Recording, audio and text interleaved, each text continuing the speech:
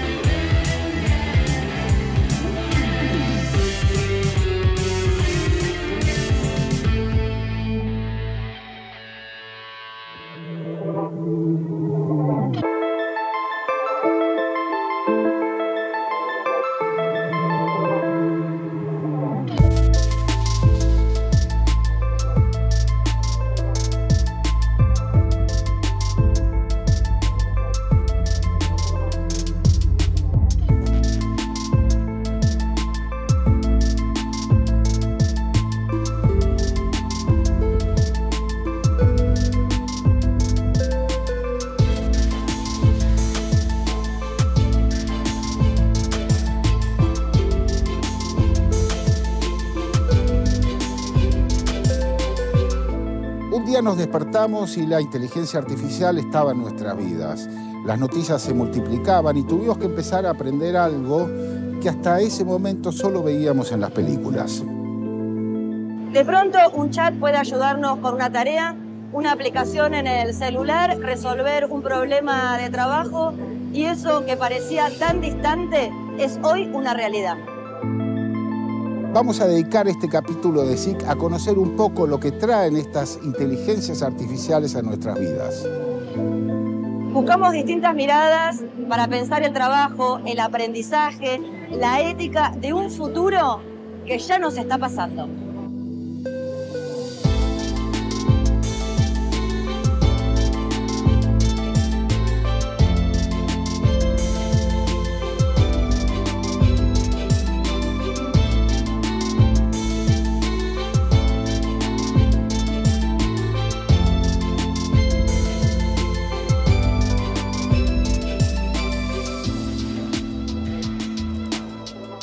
¿Qué es la inteligencia artificial? ¿Cómo la podrías definir? Bueno, la vieja definición de inteligencia artificial viene en los 50. Alan Turing, uno de los padres de la computación, planteó la idea en un artículo científico seminal, cuando todavía las computadoras no existían en el escritorio como las conocemos hoy. Se preguntó si las computadoras podían pensar. Es una pregunta muy difícil. ¿Qué es pensar? ¿Qué es pensamiento? ¿Qué es inteligencia? Entonces, para simplificar la respuesta o la pregunta, lo que dijo es, cuando la computadora pueda disfrazarse de ser humano, cuando pueda copiar al ser humano a tal punto que para nosotros la interacción sea lo mismo entre una máquina con un humano, entonces ahí va a haber inteligencia artificial. La inteligencia artificial en realidad engloba varias cosas. A mí me gusta pensarla como una serie de métodos o de algoritmos que intentan imitar algunos razonamientos o incluso formas de hacer cosas que tenemos los humanos. En este tipo de métodos, a diferencia de los algoritmos tradicionales, en donde uno lo que hace es escribir, como programador en general escribimos una serie de reglas, decimos queremos que haga esto la compu, después queremos que haga esto, le digo yo las instrucciones para que resuelva un problema.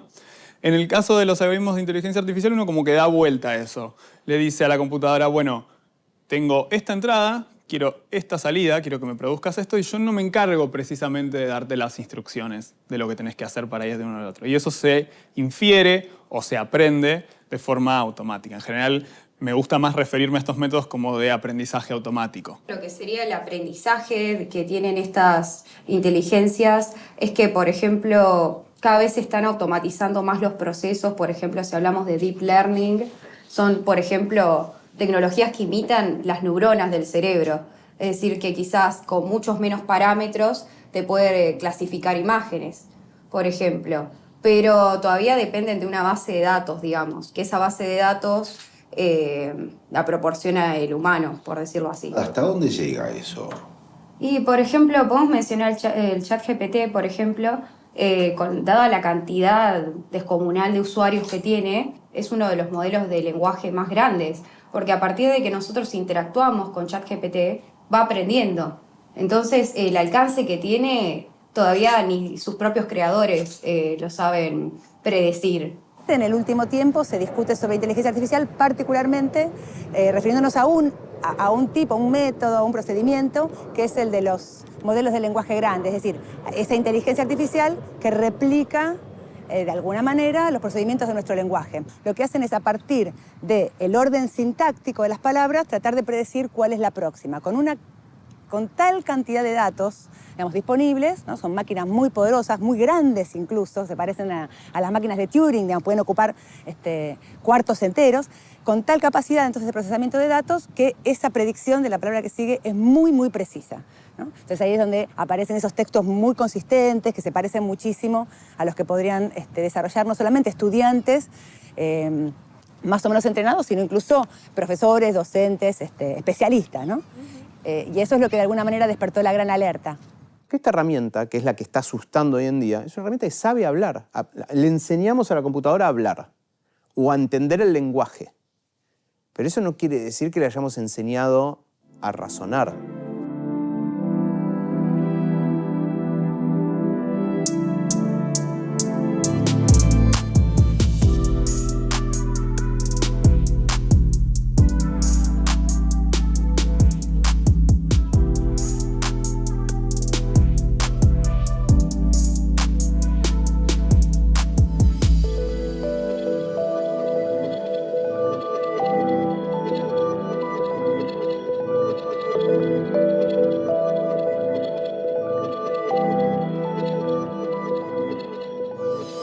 ¿Hay distintas inteligencias artificiales?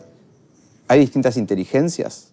Es muy difícil hablar de inteligencia artificial cuando no tenemos una definición correcta de inteligencia. Entonces, hoy en día, de hecho, en muchas conversaciones que he tenido con colegas en el último tiempo, una de las cosas que surge es que en una de esas el nombre inteligencia artificial no sea el adecuado, ¿no?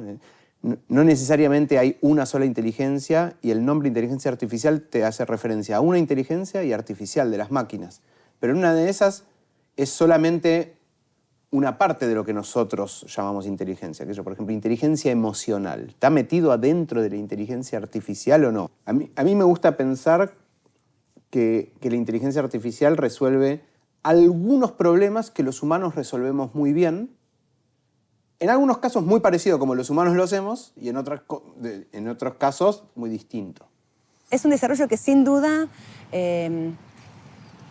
incrementa nuestras capacidades. O sea, es un incremento de potencia y eso desde ya que no podemos ir en contra de eso. Además de que ya no es posible, pero tampoco es deseable ir en contra. Lo que necesitamos es incorporar valoraciones y momentos de alarma con valores humanos.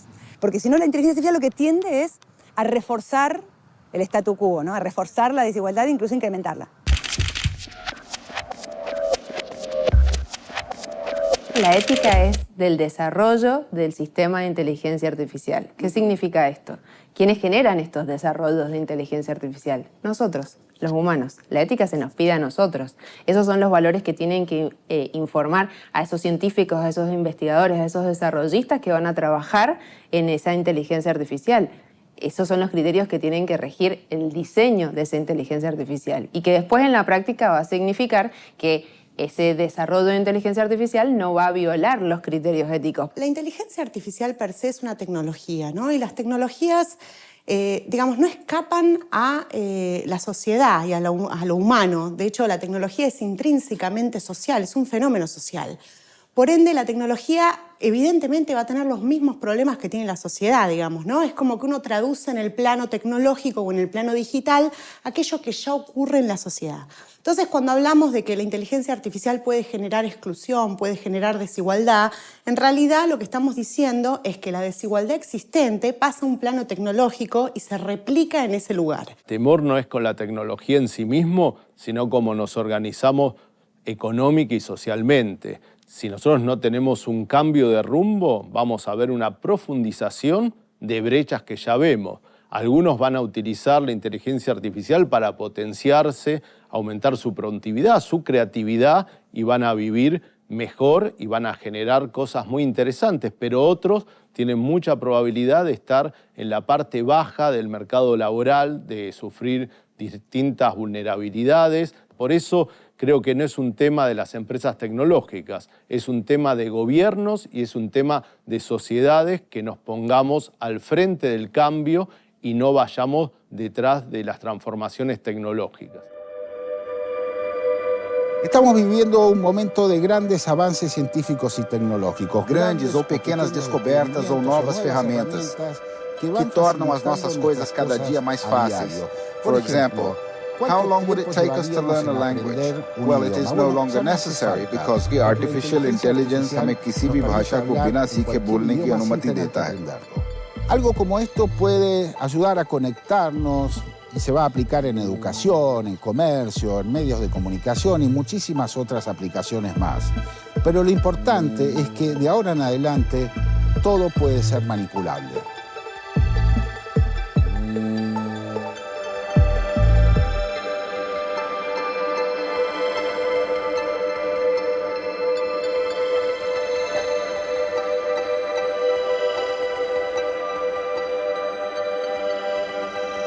¿Cómo está la inteligencia artificial presente en la vida cotidiana ahora? ¿De qué se trata esa presencia?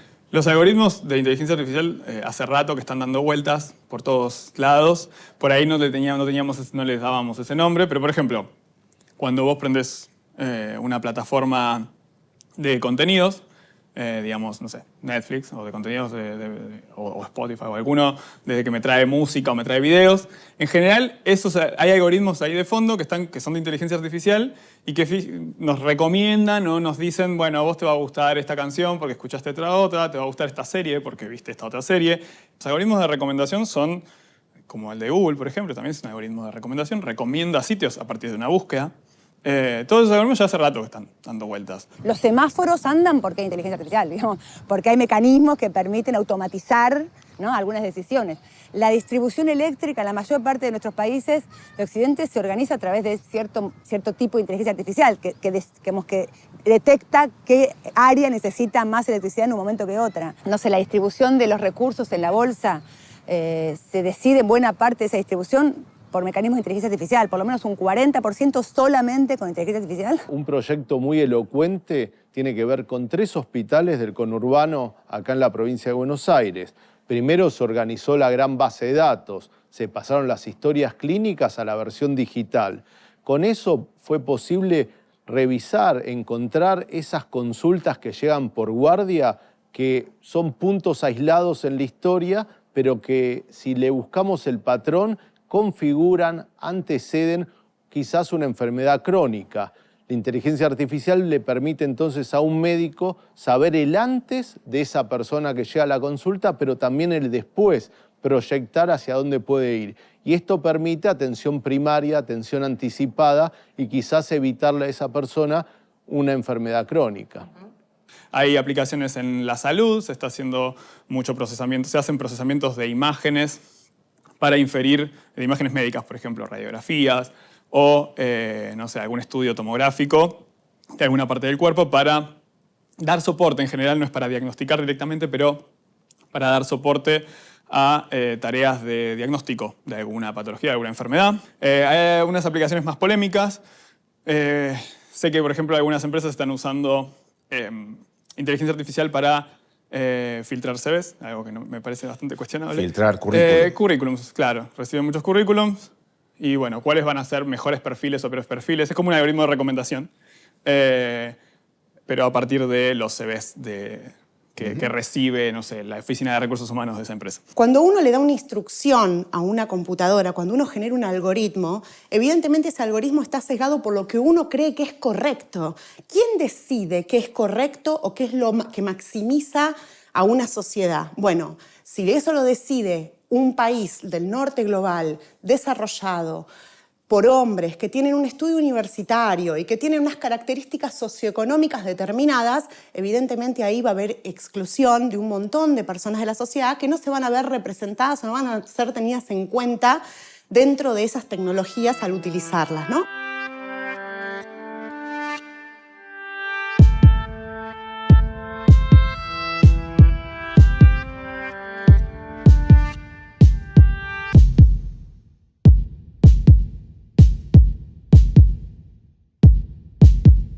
¿Qué hacen en Entelay? Bueno, Entelay es una empresa que fundé con un socio que trabajaba en Fleni para hacer inteligencia artificial en medicina. Hay muchas tareas de la medicina que son justamente relacionadas con el cálculo que se hacían a mano. Yo siempre cuento el mismo ejemplo porque es muy representativo del tipo de cosas que nosotros nos gustaría resolver, y es cuando llegaba un paciente, probablemente a un neurólogo, con una resonancia magnética de cerebro, y había que hacerle algún tipo de diagnóstico, y cito un ejemplo, pero hay miles de estos ejemplos, en esclerosis múltiple, los médicos muchas veces miraban a trasluz una resonancia y decían, acá hay una lesión que está creciendo si tenías una resonancia de ahora y otra de hace 6 meses, a mano. Y parte del diagnóstico era cómo se estaban modificando las lesiones entre resonancia y resonancia. Eso es claramente cálculo, lo que vos me preguntaste hace unos minutos. Eso es claramente cálculo. ¿Por qué un médico tiene que gastar tiempo en hacer el cálculo de cuántos píxeles de lesión hay en el cerebro, cuando eso la computadora lo hace alucinantemente bien, y no puede dedicar más tiempo a atender al paciente, a sacar el diagnóstico? El diagnóstico depende de un montón de cosas. Una parte de esas cosas son las imágenes, pero otra parte es cómo el paciente entró caminando a la sala, u otros test que le hace, la historia clínica, la historia familiar. Hay un montón de cosas que usan los médicos para sacar el diagnóstico. Bueno, que no pierda el tiempo en aquello que es cálculo. Te iba a pedir algún otro ejemplo más, así entendía. Mira, nosotros hacemos, dado una persona que tiene algún síntoma y se atiende por un neurólogo, se le pide una resonancia magnética, nosotros lo que hacemos es, agarramos la resonancia magnética del cerebro, piensa el cerebro en 3D, más o menos de este tamaño, lo que se hace es se lo particiona en las distintas áreas del cerebro, y esas áreas del cerebro pueden tener distintos tamaños en función de la edad, el género, si tuviste una enfermedad o no. Por ejemplo, a veces vienen resonancias por un paciente que tuvo un accidente en la calle, se golpeó la cabeza y perdió parte del cerebro. Estas cosas pasan.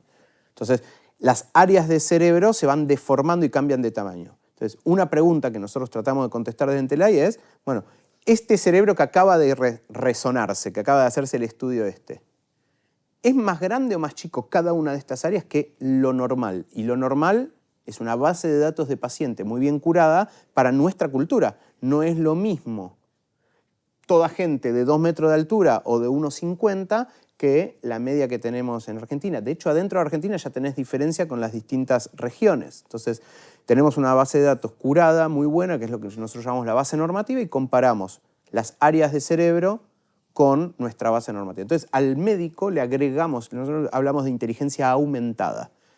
Le damos al médico información que antes no tenía. Antes el médico no sabía medir tantos milímetros cúbicos, y esto es más que el resto de la población.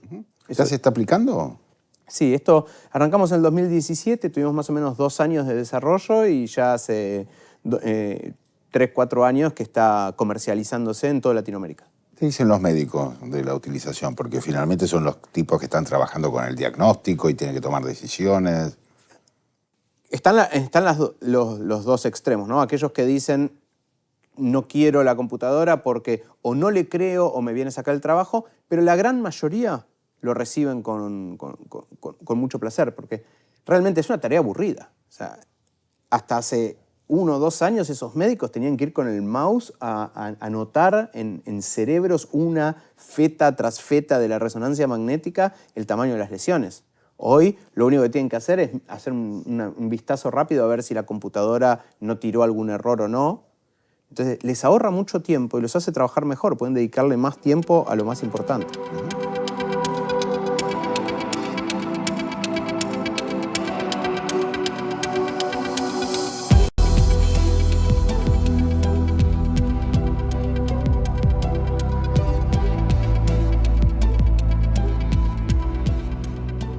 Manuel, vos das clases y hay también como cierto temor respecto de la intervención de la inteligencia artificial en el proceso de enseñanza-aprendizaje, vamos a decirlo así. ¿Qué estás viendo? Fue como medio un shock para todos los docentes, no solo para mí, para todos los con los que hablé, de discusiones con otros docentes. Llegamos a organizar esto en 3 bloques. Nos puede afectar el cómo, o sea, cómo enseñamos. Ahora tenemos esta herramienta que mientras yo estoy hablando, me están haciendo, chequeando que lo que estoy diciendo es real o no.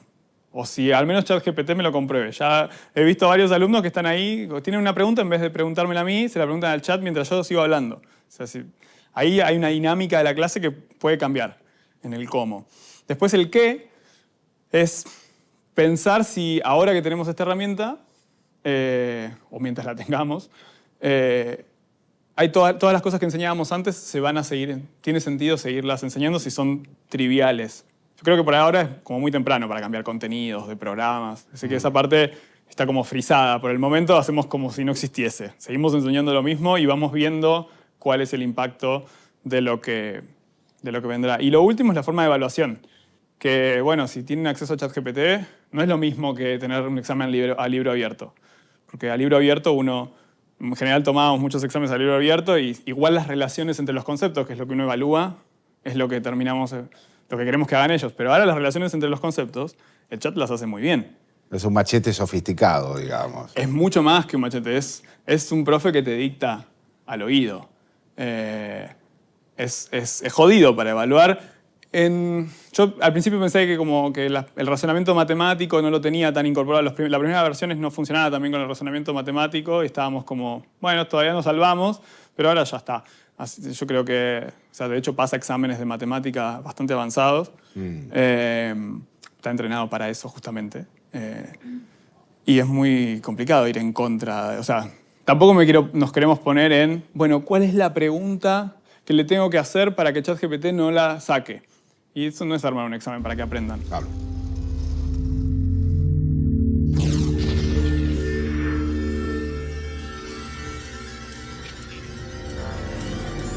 La fantasía y la ciencia ficción construyeron historias en las que imaginar el futuro nos llevaba tanto a lo luminoso como a lo oscuro.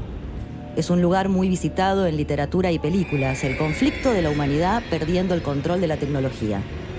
Vimos robots autoconscientes, supercomputadoras que deciden eliminarnos y máquinas que nos convierten en esclavos. Pero todo ese temor ficticio nos encuentra ahora como protagonistas desprevenidos. Usamos computadoras, celulares y tecnologías que saben mucho más de nosotros de lo que comprendemos de ellas.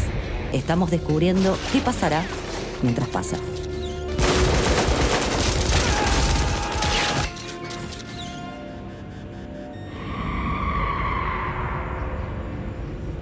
¿Por qué pensás que hay entonces en estos últimos meses tanto temor respecto a la utilización de la inteligencia artificial?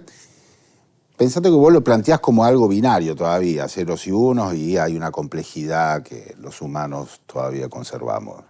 Durante la historia del estudio de la inteligencia artificial se fueron agarrando distintos problemas y atacándolos a punto de lograr que la computadora los resolviera casi a la perfección. Uno de los hitos más famosos es ajedrez, ¿no? En el año 90 y pico, 96, 97, jugó la famosa Deep Blue de IBM contra Garry Kasparov y le ganó. Ganó al campeón ajedrecista. 2017, la gente de Google hizo lo mismo con el campeón de Go. Pero entonces ahí estamos viendo computadoras que juegan muy bien al ajedrez. ¿Son inteligentes? Bueno, son inteligentes jugando al ajedrez. ¿Son inteligentes jugando al Go? Bueno, son inteligentes jugando al Go. ¿Qué pasó en el último año? ¿Por qué ahora hablamos de este miedo? Bueno, ahora son inteligentes hablando.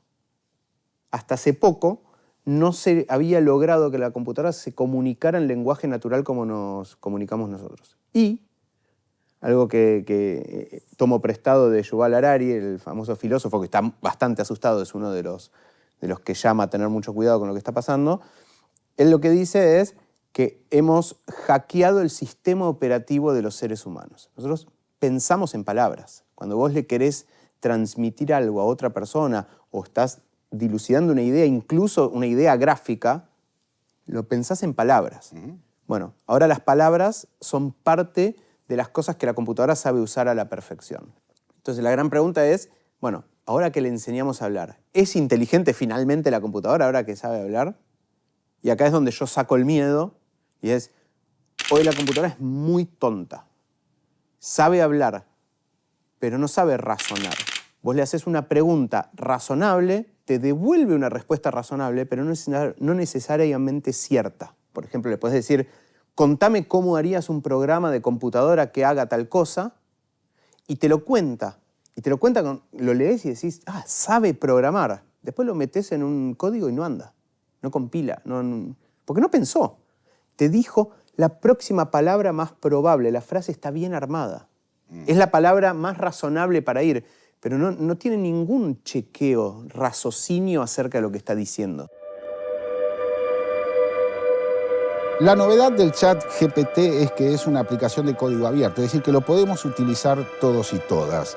Y las empresas aliadas con los desarrollos tecnológicos hacen de esta manera crecer la inteligencia artificial. En marzo de este año, un grupo grande de los más importantes científicos tecnológicos pidieron que los laboratorios de inteligencia artificial abandonen sus pruebas por lo menos por 6 meses hasta entender cuáles son los riesgos que esto implica para la humanidad.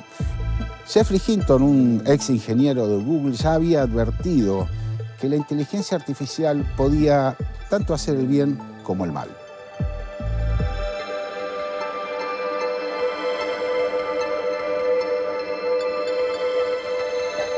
Si como sociedad estamos preparados para la inteligencia artificial. Hay 2 teorías en eso. Yo tengo una, después te digo a cuál adscribo, pero hay 2 grandes teorías. Una que dice que en realidad, y tiene que ver con la lógica del desarrollo de las ciencias de la computación, que en realidad vamos a ir como incorporando esas tecnologías con ciertos traumas al principio, como puede ser en relación con el mundo del trabajo, con el mundo de la educación, como que tienen algún efecto inmediato traumático, pero que después eso se va a acomodar y se va a ir amplificando y va a haber inclusión en relación con las tecnologías. Sería la forma más optimista de pensar la incorporación, a pesar de estos desafíos muy traumáticos. Y hay otra teoría que en realidad viene de una controversia bastante específica en el campo ya del desarrollo más intensivo de inteligencia artificial, donde te voy a hacer un pequeño relato. En el año 2005, uno de los inventores más importantes de esta era, que se llama Raymond Kurzweil, él dice que pronto, decía en el 2005, esta inteligencia artificial estrecha, como la llama él, que es la que sabe hacer una tarea muy bien, incluso mejor que cualquier humano, que el mejor humano en su desempeño, por ejemplo, la que sabe jugar al ajedrez, va a dar lugar en este proceso de aceleración a una inteligencia artificial general. Es decir, que va a hacer muchas cosas que hacemos los humanos mejor que cualquier humano. Y él dice que esa carrera de los rendimientos acelerados va a seguir y que, entonces, no ya en el mediano plazo, sino que en un plazo relativamente corto igual, pero un poco posterior, se va a llegar a la superinteligencia artificial, lo que él llama la singularidad, el singleton. ¿Por qué? Porque dice que efectivamente esta carrera acelerada va a hacer que esas inteligencias crezcan hasta hacer no solamente muchas o todas las cosas que hacemos los humanos, sino cosas que los humanos ni siquiera imaginamos cómo se hacen, de una manera mucho mejor, y que efectivamente cuando eso ocurra no lograremos entender lo que hace esa máquina, ¿no? Entonces, dice, en ese momento vamos a estar ante la situación en que quizás esa máquina nos impulse hacia un nuevo mundo, dice, o sea, nuestra extinción. En realidad estamos ante este peligro de una inteligencia artificial general. Tenemos que ser conscientes de que si no interceptamos este desarrollo con valores, digamos, humanos, corremos severos riesgos. Bueno, yo creo que esa alerta no es para desechar, digamos.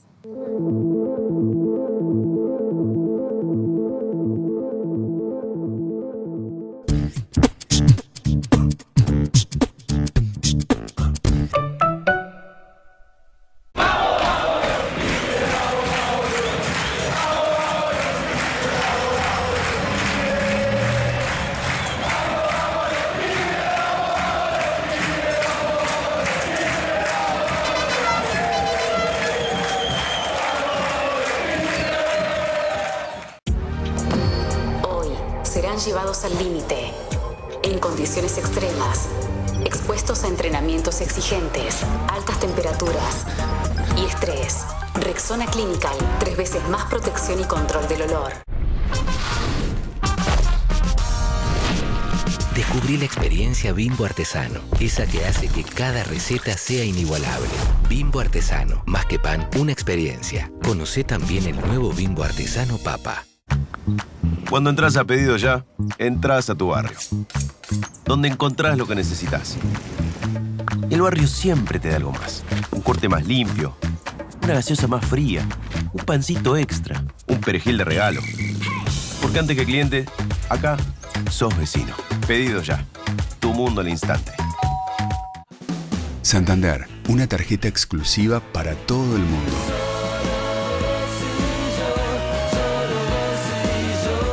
Pedí la tuya. Pedí la del Santander. Ella no soñaba con ser la estrella más grande del fútbol femenino, sino con ser la estrella más grande del fútbol. En Bimbo, soñamos con brindar las mismas oportunidades para todos. Por eso, somos main partner del Fútbol Club Barcelona Femenino. ¿Tu pelo elige cuidar el planeta? Dove creó el nuevo Dove Real Poder de las Plantas. No es un shampoo más. Es la primera línea natural de Dove a base de plantas, sin siliconas, sulfatos ni parabenos. Ahora podemos tener un pelo brillante como el mundo que queremos. Nuevo Dove Real Poder de las Plantas.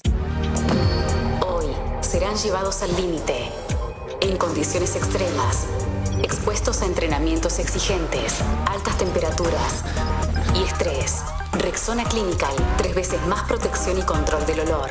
Revolución de ofertas Carrefour. Hasta el miércoles con Mi Carrefour, 50% de descuento en la segunda unidad en marcas de galletitas, yogures y shampoo. 3x2 en vinos y espumantes. Bondiola de cerdo a 1.649 pesos por kilo. Además, 3 cuotas sin interés en toda la compra con tarjeta Mi Carrefour Crédito. Compra también en carrefour.com.ar. Escuchen, vamos a tener al mejor de la historia, al mejor del mundo, al mejor arquero, la mejor hinchada. Y ahora a los mejores pibes, y a los mejores europibes. ¿Perdona? Tranquilos, soldados. Les estoy contando el futuro, nada más. Quilmes. Nuestros cuerpos, nuestra voz. Nuestras axilas, nuestra elección. Depiladas, con pelos o con marcas. No importa cómo sean. Todas merecen el mejor cuidado. Por eso cuando elegís Dove, elegís más que protección. Único con un cuarto de crema humectante y vitamina E. Probá Dove y sentí la diferencia desde el primer uso. Me siento hermosa con mis axilas.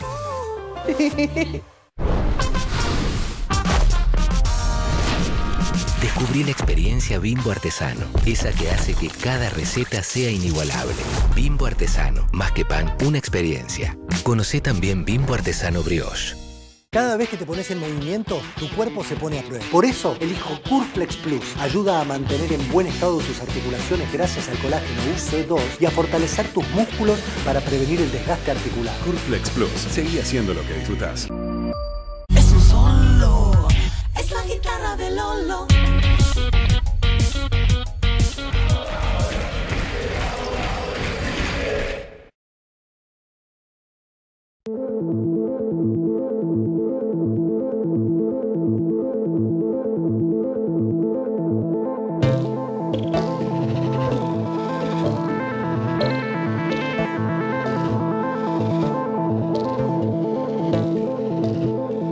¿Cómo te imaginas el futuro de la inteligencia artificial?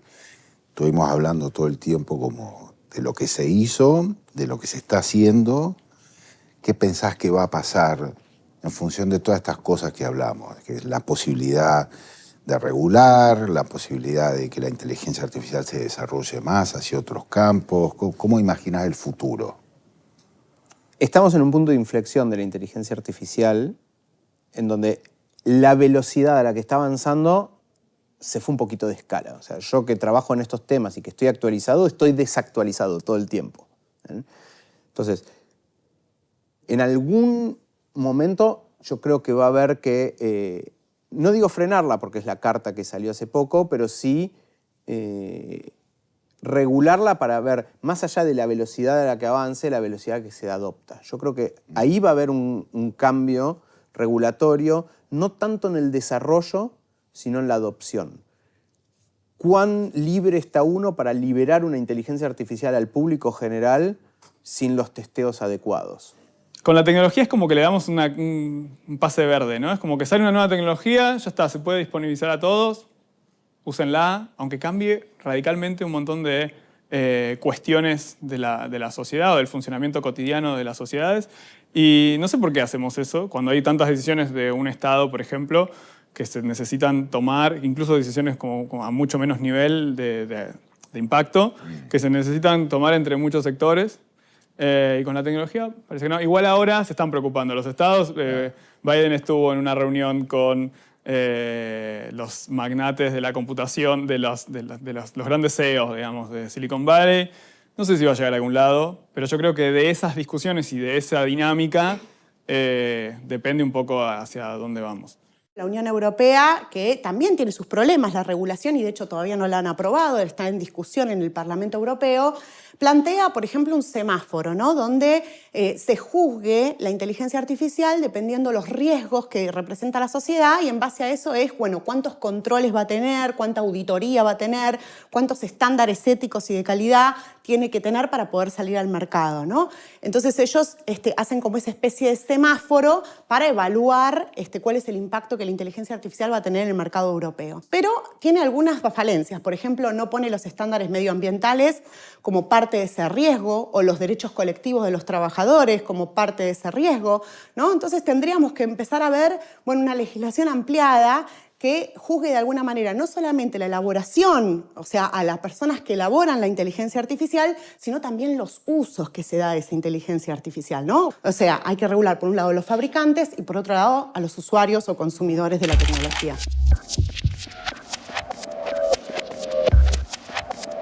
Hay que estar muy atento también, saber cuál es el contenido que se genera con las inteligencias artificiales, de dónde viene, y encontrar alguna manera de tener como una validación criptográfica del contenido que se genera, o alguna legislación que permita el uso correcto de estas tecnologías, justamente para evitar la generación de fake news, por ejemplo, o de información falsa que la gente consume. Que, seamos sinceros, eso es algo que viene ocurriendo previamente a la inteligencia artificial, la idea de generar contenido falso en las redes y en los medios. Ah, pues está mejorado ahora. Claro, es un poco más creíble. De pronto aparece el Papa con una campera, no sé qué, o Claro. Trump aparece, o sea, está mejorado. Sí, incluso con el tema de que están apareciendo más inteligencias artificiales de audio, también puedes replicar de forma muy fiel a la persona la voz.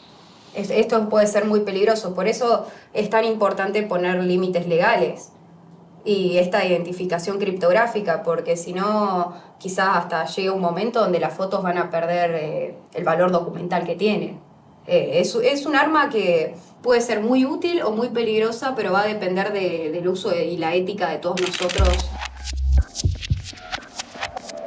También tenemos que entender el peligro que significaría si estos desarrollos no se adaptan a los criterios éticos, la posibilidad de que indiscriminadamente y sin autorización de cada uno de nosotros, nuestros datos sensibles estén volcados en estos sistemas de inteligencia artificial, e incluso pudiendo llegar a limitar, por ejemplo, la autonomía de la voluntad en la toma de ciertas decisiones. Entonces, por eso es muy importante que todo esto sea tanto registrado como controlado, y esa es la recomendación específica de Naciones Unidas y de la UNESCO, por los gobiernos. Al hablar de inteligencia artificial se vuelve inevitable pensar en las cuestiones legales y éticas que esta tecnología presenta. Desde la ciencia o desde el arte, desde lo económico o desde lo informativo se escuchan preguntas sobre su presencia y su desarrollo. Por un lado, preguntas sobre los usos y límites de controles y decisiones basadas en que la inteligencia artificial modifican la vida de las personas. Por otro, los procesos creativos, la educación y las autonomías que parecían un territorio de la humanidad que las computadoras jamás podrían alcanzar. Jimena, presentaste junto a Facundo Manes un proyecto para regular el funcionamiento ético de los sistemas de inteligencia artificial. ¿Cuáles son los puntos claves de ese proyecto? Bueno, el proyecto que pensamos y que presentamos con Facundo lo que busca es modificar la Ley Nacional de Ciencia, Tecnología e Innovación, introduciendo estos 3 artículos donde lo principal es incorporar estos principios éticos, el principio de diversidad e inclusión y el principio de paz y justicia, que engloban criterios objetivos que tienen que cumplir los desarrollos de inteligencia artificial. Lo que esto busca es que el desarrollo de estos sistemas de inteligencia artificial, la aplicación en la práctica de estos sistemas de inteligencia artificial sean en beneficio de la ciudadanía, en beneficio de la población y reducir al máximo posible los riesgos de confrontaciones entre naciones o entre los ciudadanos de una misma nación. Inequidades, es decir, que se pueda beneficiar a un cierto grupo y no a toda la población, que los resultados de estos avances tecnológicos solamente se puedan enfocar en algunos grupos y no en otros. Esto estaría en contra de este principio de diversidad e inclusión. Estos son sistemas de inferencia. Las inferencias tienen calidad en la medida que los datos no tienen sesgos, que los datos son de todos y todas y nos permiten ver cuáles son los datos de base. Hoy esto no ocurre en el mundo de Internet. Entonces necesitamos transparencia en los datos, en las bases de datos, evitar sesgos en ese espacio y también los algoritmos tienen que ser algoritmos abiertos porque nos van a reemplazar, ya nos reemplazan poco a poco en la toma de decisiones. Entonces nosotros tenemos que poder reconstruir cómo esa decisión se fue elaborando. Esa es la primera capa de regulación que necesitamos. Y después medir el impacto de esto. ¿Va a generar más desigualdad o menos? ¿Va a generar accesos de mejor calidad en materia de educación, salud o no? Y la verdad tenemos el derecho de sumarle a la tecnología valores. Y esto es lo que tenemos que discutir. ¿Qué valores le vamos a sumar para que en definitiva no estemos esperando construir nuevos sistemas tecnológicos, sino verdaderos sistemas sociales que nos ayuden a potenciar hacia dónde queremos ir?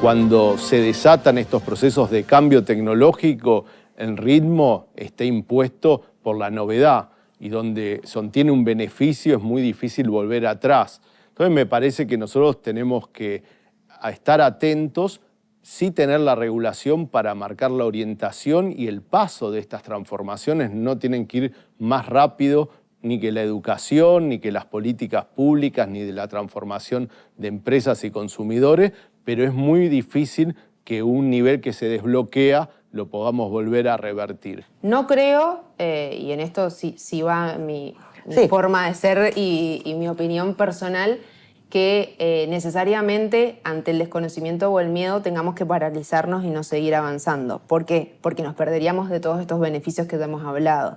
Entonces, creo que sí tiene que haber un compromiso, y este es el mismo compromiso que UNESCO y Naciones Unidas tomó a nivel internacional y que nosotros nos tenemos que hacer eco a nivel local para poner estos límites y estar atentos, pero no creo que tenga que ser algo que necesariamente detenga los desarrollos.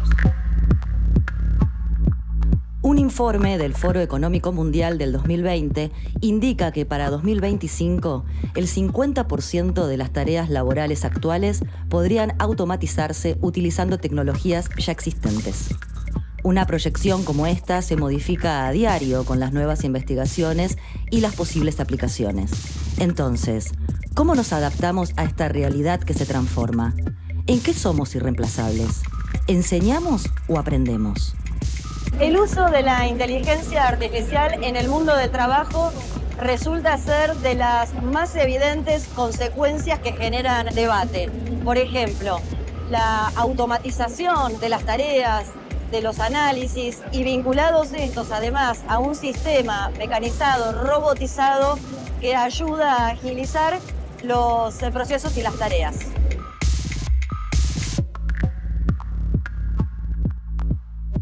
Hay un momento de mucha ebullición y de por ahí replantear las mismas bases de lo que es el área y de pensar para qué queremos la inteligencia artificial. En microtareas me parece que hay como muchos beneficios. A la larga puede llegar a traer bastantes problemas, o algunos problemas que veo, o a la larga y a la corta, no tanto. Por ejemplo, con estos interfaces que estamos viendo de chat, que hacen también tantas tareas relacionadas al texto o al procesamiento de texto, uno se pregunta si no podrán reemplazar un montón de puestos de trabajo que hasta ahora requeríamos personas para ese tipo de tareas.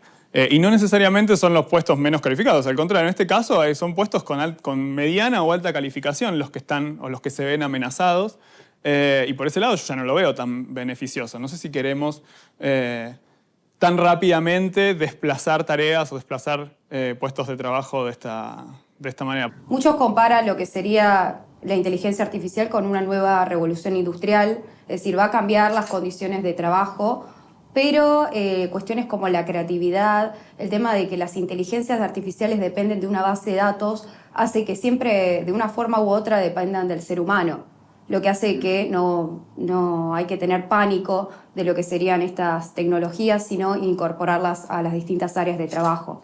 Seguimos necesitando de sistemas híbridos y obviamente van a haber funciones que se van a poder sustituir o ciertos aspectos van a poder irse sustituyendo a través de los beneficios de los programas de inteligencia artificial y otros en los que vamos a tener que desarrollar mucho más. Porque, a ver, si volvemos al ejemplo de la medicina, el diagnóstico médico quizás se pueda sustituir con un algoritmo de inteligencia artificial. Ahora, el cuidado de un enfermero o de una enfermera no se va a poder sustituir nunca por una inteligencia artificial. Entonces, incluso tenemos que repensar cuáles son las profesiones, los trabajos y la remuneración de estos trabajos de cara al futuro. Hay profesiones que van a tener que readaptarse, hay trabajos que se van a readaptar con mucha mayor celeridad y hay otros que quizás, como los que están vinculados con las tareas de cuidado, que hoy están muy mal remunerados y muy mal pagos y que seguramente se van a revalorizar. Si un programa de inteligencia artificial puede hacerte la asistencia cotidiana, vos ya no contratás a un asistente. Pero ese asistente, si no hace el paso junior, digamos, ¿cómo aprende a ser senior mañana, no? Cómo los jóvenes, si no pasan por el entrenamiento de las tareas más sencillas, van aprendiendo lo que se hace. Entonces ahí va a haber un gap generacional también, que eso es medianamente urgente. Es lo que hace un rato decíamos, la dimensión traumática de la llegada de estas inteligencias artificiales, que ya, la tenemos ya. Cuando salió ChatGPT 3, bueno, lanzaron el producto al mercado y un par de semanas más tarde nos dicen, ups, esta tecnología va a dejar un montón de gente sin empleo. Bueno, me parece que faltan estándares éticos respecto de qué tecnologías pasamos al mercado. Así como los medicamentos o los alimentos necesitan fases para ser seguros, para ser lanzados al mercado, para que no tengan impactos negativos en la sociedad, me parece que con las tecnologías deberíamos empezar a hacer lo mismo, ¿no? No poder lanzar una tecnología al mercado a menos que nos garanticemos que sea segura, que no genere problemas de desigualdad, que no genere exclusión, que no genere problemas de inequidad, que no genere impactos en el desempleo, ¿no? Y entonces poder tener una sociedad cada vez más justa y más con una tecnología al servicio de ella y no una sociedad al servicio de la tecnología. Estamos como tanteando así, medio en la oscuridad sobre el futuro, ¿no? De inteligencia artificial. ¿No les parece eso? Sí, estamos en un proceso histórico en la que realmente todos estamos en la misma, digamos, está produciéndose un cambio en la producción total de la que absolutamente nadie puede tener la certeza y nadie puede asegurar cómo se va a configurar las relaciones productivas en el futuro, cómo se va a configurar el sistema, cómo se va a configurar y qué impacto va a tener. Por eso es muy importante que lo debatamos, es muy importante que generemos consenso de cómo funcionan, porque en la medida en la que las personas tengan mayor idea de cómo funcionan estas inteligencias artificiales, más fácil van a poder contrarrestar los efectos negativos de estas inteligencias artificiales. Esta historia de se van a perder los trabajos viene de todas las etapas de las revoluciones industriales. Cada vez que hubo un cambio tecnológico, se perdieron trabajos, pero también se abrieron oportunidades nuevas y nuevos trabajos. Entonces, yo creo que la gran discusión está en, bueno, ¿cuáles son los trabajos que efectivamente van a disminuir? Porque habiendo un cambio tecnológico siempre va a haber algún trabajo que deje de existir, pero eso pasa desde cuando apareció el martillo, la máquina de vapor, la computadora, la inteligencia artificial, eso es exactamente igual. ¿Cuántos trabajos se van a abrir? Y la gran pregunta es ¿a qué velocidad disminuye esos puestos de trabajo y a qué velocidad logramos reconvertir puestos de trabajo y las nuevas generaciones se incorporen a estos nuevos trabajos que están apareciendo, ¿no? Entonces, para mí esa es la discusión. Que sea inteligencia artificial o no, para mí es un detalle menor que no importa tanto. Sino, bueno, ¿qué velocidades estamos viendo? ¿Cuáles son los trabajos que se están perdiendo? ¿Qué hacemos para reconvertir a esa gente o para evitar que esa reconversión, que no importa la tecnología que sea, pasa cuando hay una revolución tecnológica? ¿Cómo hacemos para que esa gente no quede afuera? Que eso es en definitiva lo que queremos. El tipo de trabajo que pueda reemplazar una inteligencia artificial que está basada en modelos de lenguaje grandes, como estos que dan origen al ChatGPT y a otros como él, a ver, pensémoslo, son modelos que imitan el lenguaje, ¿no? Es decir, son modelos que imitan una habilidad humana que no es una habilidad, jugar al ajedrez, sino que es la base de muchísimas habilidades. Casi todo lo que hacemos, lo hacemos a través del lenguaje. Entonces, si tenemos un tipo de máquina que es lingüística, lo que estamos teniendo, y tiene una gran habilidad lingüística, porque maneja todas las lenguas, maneja la traducción al inglés, al alemán, al chino, mandarín, al árabe, ¿no? Tiene una imagen del mundo mucho más completa que cualquier ser humano. Solo, individual, mucho más completa. Ahora bien, no hace otras cosas que hacen los humanos. Bueno, pero eso no importa. No son máquinas que replican el humano. Son máquinas que replican muchas de las tareas que hacemos los humanos. La hacen de otra manera, pero la hacen, ¿no? El lavarropas no es una señora haciendo así ni un muchacho haciendo así. Lavarropas hace otra cosa, pero lava la ropa, ¿no? Acá es lo mismo. No es que hacen lo mismo, pero la tarea se realiza con mucha habilidad. Estas máquinas, en cambio, nos reemplazan tareas que incluso hasta nos pueden llegar a gustar mucho. Traducir, escribir, crear, ¿no? Entonces ya no es solamente que nos alivian, ya nos están sacando, ¿no? Es una extracción de un tipo de habilidad de la que nosotros estamos muy orgullosos inclusive, ¿no? Entonces ahí es otro tipo de peligro, no es un peligro en el sentido de me voy a quedar sin trabajo, sino un peligro en el sentido de, pero ¿y dónde voy a hacer lo que yo quiero hacer? ¿Qué va a hacer lo que yo pueda hacer si lo va a hacer una máquina? ¿No? Por mucho más barato, si a mí me gustaría hacer eso, ¿en qué posición va a quedar esa dimensión del humano, de la creatividad? Estamos seguros que queremos exportar esa actividad. Desde el punto de vista del trabajo es un problema, pero también desde el punto de vista de nuestra existencia, digamos. Entonces, ¿nosotros qué vamos a hacer? ¿En qué situación vamos a querer hacer algo? ¿Por qué querríamos hacer algo? ¿Y cómo lo podríamos hacer si una máquina lo reemplaza gratuitamente? Entonces, me parece que ahí el dilema no es solamente laboral, es un dilema también existencial.